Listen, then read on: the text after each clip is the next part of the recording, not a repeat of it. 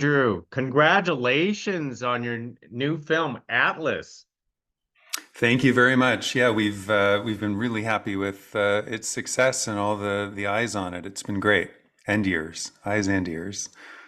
I was going to say, it is quite an achievement for a film to reach across globally, as especially on Netflix as number one for quite some time, and you're part of that. So let's ask that basic question first: is how were you brought on board onto this project?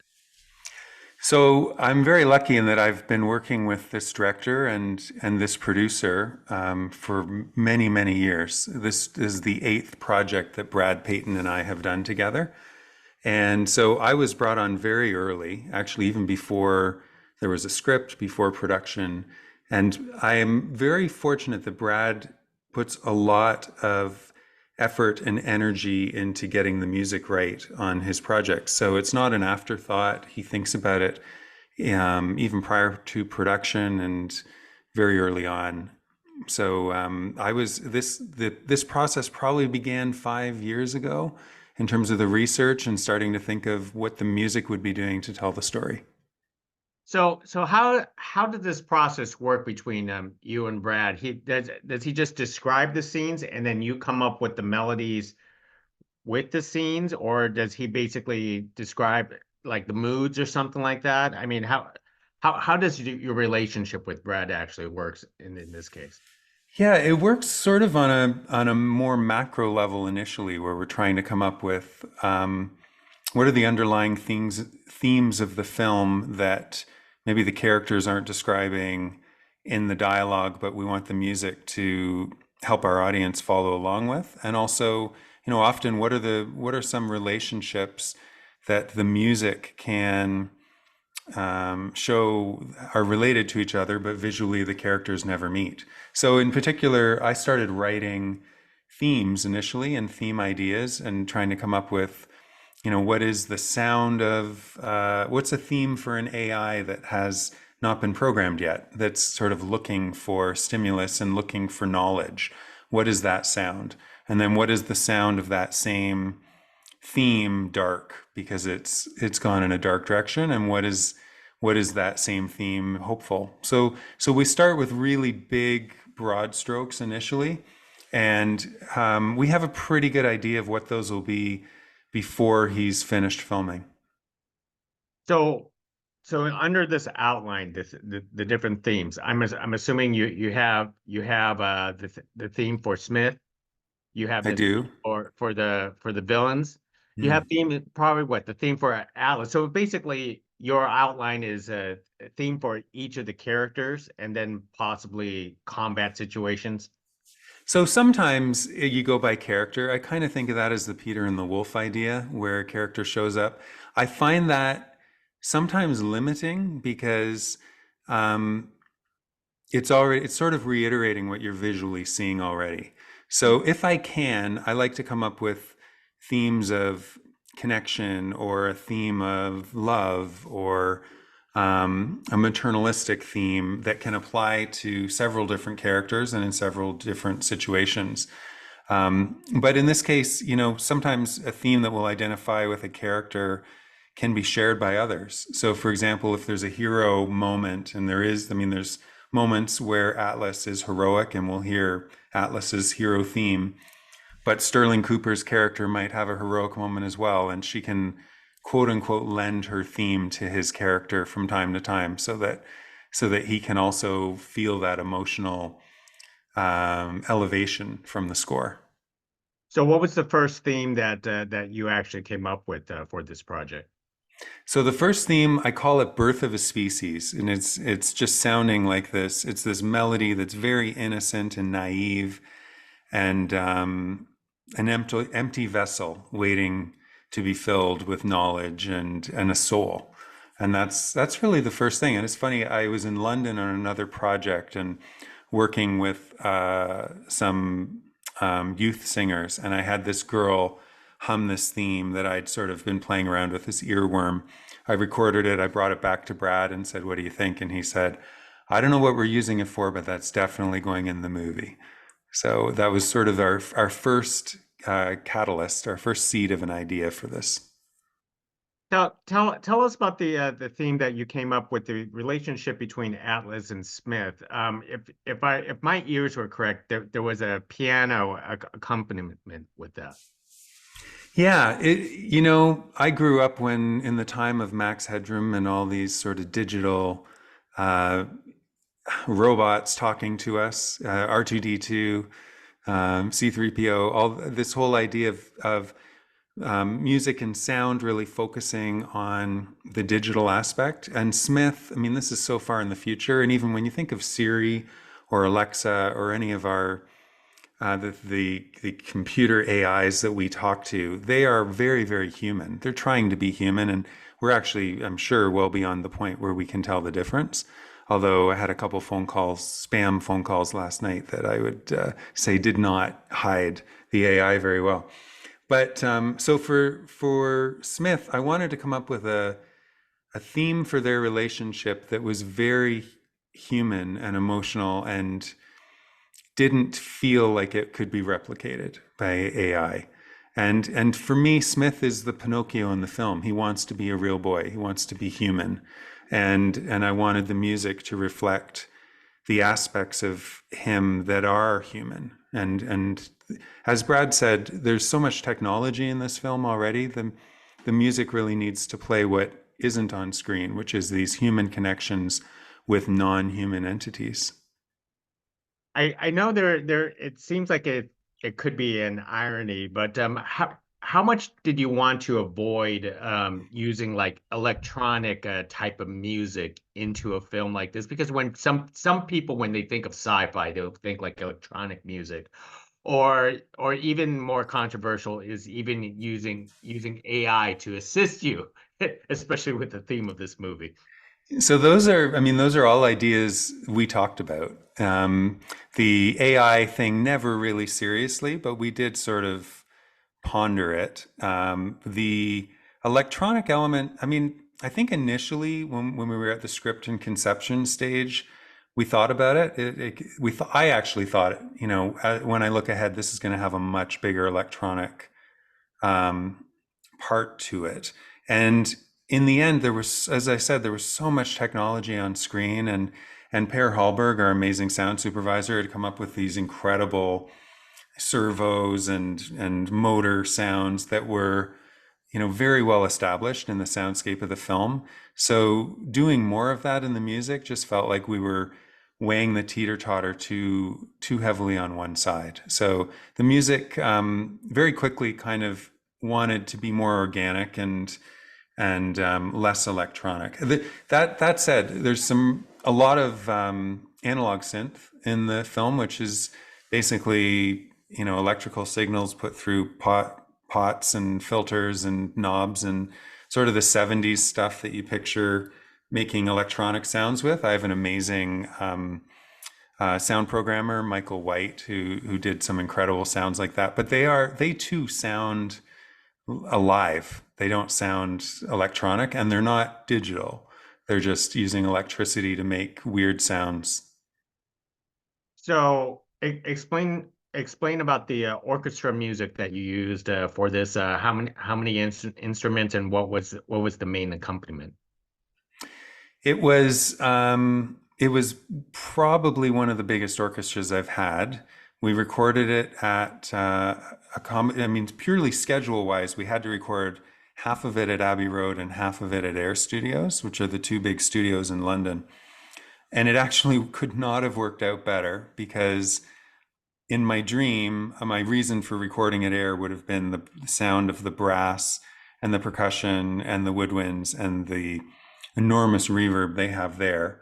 And then Abbey Road, because there's so much fast moving strings, I wanted to have a little more definition, and they have a slightly shorter reverb at Abbey Road. So it worked out great, but it's primarily, I mean, it's choir, it's brass, which we processed later after the fact to give it a little more edge, and strings.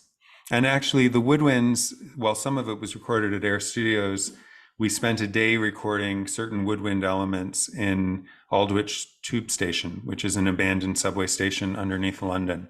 And it too, the reverb there is so long and unique and reflective. And when you make a noise there, instead of it sort of being an echo like you're in a canyon where you feel it bounce back every 2 seconds, it bounces back after 2 seconds, and then 2.5 seconds, and then 1 second, and it's a very unpredictable scatter sound. So it ended up being, I chose it for that reason, and creating these interesting organic washes or clouds of sound using staccato woodwinds played in this unique reverb space. Wow. What was it a great challenge? Because Atlas is a sci-fi movie with very large explosive combats, and you created wonderful themes with those combats. But in comparison to other projects, how did you want to approach to basically portray, the sense of, danger and excitement and heroic moments all at once for a film like this? So for me, it's the emotional human story in everything, whether it's sci-fi or action adventure, thriller, horror. It's the human story that's the most intriguing to me, and that's always the element that I start out with. So in terms of all the action elements, they're important in a different way. I think of them as being music needs to be kinetic. It needs to not pull you out of the moment. You need to live within those moments, but you're not making any progress usually in those moments emotionally. So it's the spaces between those, even in a big action film like this, that are the most important parts of the score. And they're what I focus on initially. Is, I think of Saving Private Ryan as an example. When you think of them storming the beach, and I'd have to watch it again, but I don't think there's music when they storm the beach at the beginning of the film. And if there is, it's not trying to make you think about the context of what the characters are having to do. It's after that action moment that they have this moment of reflection, and that you really get a sense of who they are and what they went through. So I think that's a very clever use of music in a story like that, because it mimics us in real life. A lot of times we'll go through a traumatic situation. It's only after that we contemplate what our emotions are, how we feel about it, and how it might, what its impact might be on ourselves. So what is the greatest challenges for yourself as a composer when you have come across like a project like this? Um, it's probably context, and I'm very lucky because working with Brad, there's a trust there, so he will let me try different ideas and be wrong. I have permission to be wrong. I have permission to try something, off the wall and not do it and have it not work, because there's a freedom there and a trust there, because we've had a lot of success with our projects. The biggest thing is to remember that, like, when I look at the script, I have a pretty clear sense of the musical arc and the musical journey. And then when you close your eyes and you say, what will this film look like and what will it sound like? You realize you're sharing that canvas with a lot of other things, with visuals, with sound effects.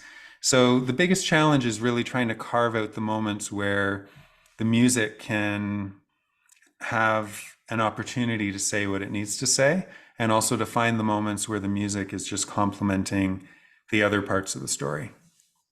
So your process with Brad actually starts with the script, unlike because I understand like a lot of composers they wait for the film to be nearly done and then they compose music with the video scenes. But you have to imagine that right at the start, right? I do. Those composers have more free time than I do, I think. So, but I listen, I love it this way, because I mean, I have projects like that too, where they come to me at the very end, and you are putting icing and decorations on the cake, but the cake's been baked.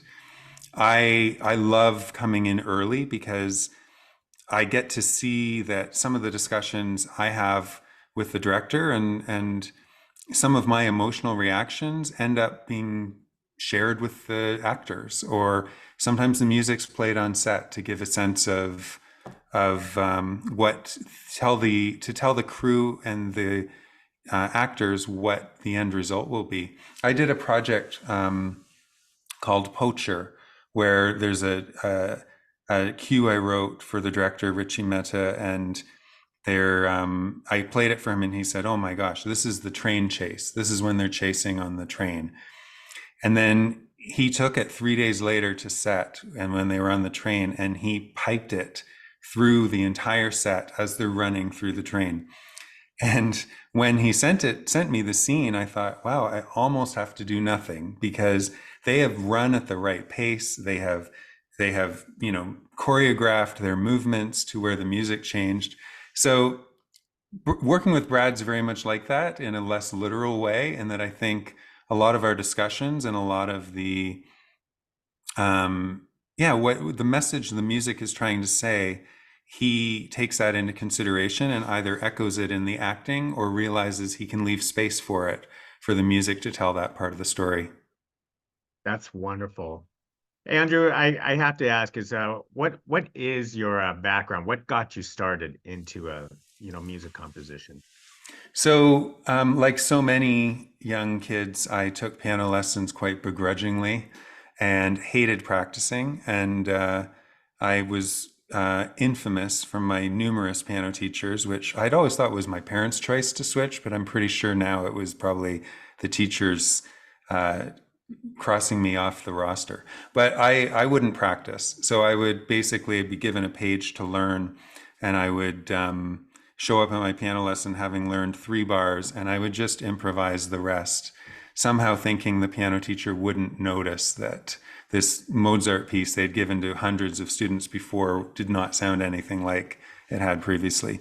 So I think I've always loved doing that, and I ended up being in a band in high school. I then studied music composition in university, and I was actually really lucky to apprentice with composer Michael Dana, who won the Oscar for Life of Pi in 2012. Years before, I worked with him as his assistant and helped him in all capacities working on his projects. And of everything I've done, that was probably the best education on how to score a film and to learn the craft.